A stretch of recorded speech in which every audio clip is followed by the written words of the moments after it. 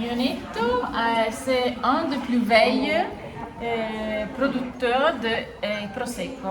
Il est né en 1887 et la première cave était à droite, où vous êtes entré. Et il y a toujours Monsieur Sergio Mionetto, le caviste, qui vient ici pendant la semaine. Aussi, si nous, maintenant, nous sommes plus italiennes, mais nous sommes été achetés par un groupe allemand qui c'est Henkel. Henkel, c'était Mionetto? Oui. No, Henkel c'est Cameo, quello della Cameo, generi alimentari.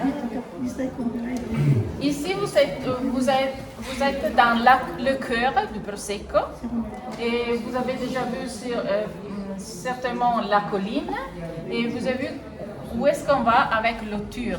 C'est très très haut. Et la particularité de cette région, c'est que tout doit être fait à main. Ouais. Alla main. Ho raccontato balle a chi c'era con me prima. No. Pierre, Et donc cette région, c'est le Prosecco Superiore DOCG, Conegliano Valdobbiadene Prosecco Superiore, qui peut être produit seulement entre Conegliano et Valdobbiadene, 45 km.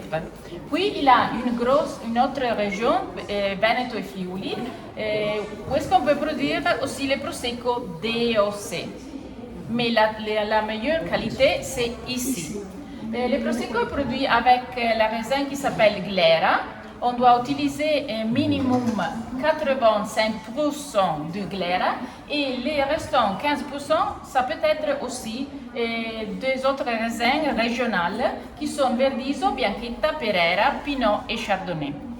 Les méthodes de travail s'appellent Charmat Corto ou Martinotti, aussi a été perfectionné par M. Carpenet qui a créé aussi une autre très historique cave qui c'est la Carpenet Malvolti qui se trouve à Conegliano. Et ces méthodes n'a pas rien à faire avec les méthodes champenois où est-ce qu'on produit les champagnes. Ça veut dire que nous après la vendéage et après la première fermentation, la fermentation la plus importante pour la Prosecco, c'est la deuxième. Nous avons des spéciales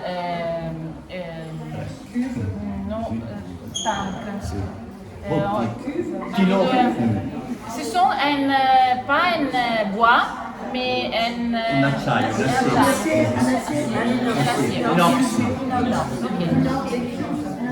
Ici, on va mettre la veine après la première fermentation avec de levure et le sucre. Et il y a la deuxième fermentation qui c'est la plus importante. La deuxième fermentation va durer presque au moins 30-40 jours. Dans ces jours, la levure va manger le sucre et produire la boule. Puis on va le filtrer et embouteiller. Donc, comme vous pouvez voir, le travail pour le Prosecco ce n'est pas si long comme pour le champagne. On ne peut pas faire le même travail parce que le Glera c'est un raisin semi-aromatique.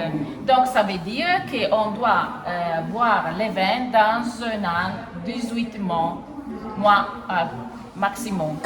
Et si on fait le même travail qu'on utilise pour le champagne, toutes les caractéristiques du Prosecco, ça veut dire les parfums du fleur et du fruit vont être perdus. Donc le Prosecco, qui est les vins avec les boules, les spumantes les plus bu dans le monde, c'est ici très connu pour ces raisons. Ça veut dire parce qu'il est très fraîche, avec un bouquet de fleurs et de fruits. Donc c'est la fortune et on ne peut pas les détruire. raison. Il y a la possibilité ici. Nous allons boire Sergio, qui c'est le vin plus représentatif de l'Amionnetto. Et il n'est pas appelé Prosecco parce qu'on utilise moins de raisin glera. Parce que une fois, ça veut dire quand nous n'avons pas le consorzio qui a été créé en 1969, on va produire, en produisant le Prosecco avec les raisins qu'il y avait dans les vignobles. Donc, ça veut dire on va pas, on n'était pas très précise avec les pourcentages. C'est ça, c'est avec beaucoup de corps, un peu plus de fruits, et il a été créé pour on peut nous ramener comme le Prosecco a été produit la première fois. Un autre Prosecco que si vous avez la possibilité de goûter, et c'est aussi le Prosecco col fondo sur lit, qui c'est ça, il va être, la fermentation est dans la bouteille, et c'est les méthodes de travail qui fait les personnes normales à la maison. Ça veut dire mon père ou les normales, oui, qui ne sont pas professionnels. Une autre chose très importante, c'est de boire le Prosecco très fraîche, 4 degrés. Oui. Et le Prosecco le plus connu, c'est les extra dry, ça veut dire avec un reste sucré de 12 ou 15, et on l'utilise beaucoup comme apéritivo. Puis, dans les dernières années, les jeunes demandent une Prosecco plus sèche, donc en brut, et nous avons aussi celui-ci. Extra brutto non lo fa, mi ha detto. Sì, abbiamo anche un extra brut. Ce que nous allons boire, c'est un extra dry. Si, più amabile. Puis, si vous voulez acheter, il y a aussi les bruts, les extra bruts, les rosés, qui c'est un DOC, pas un DOCG. Et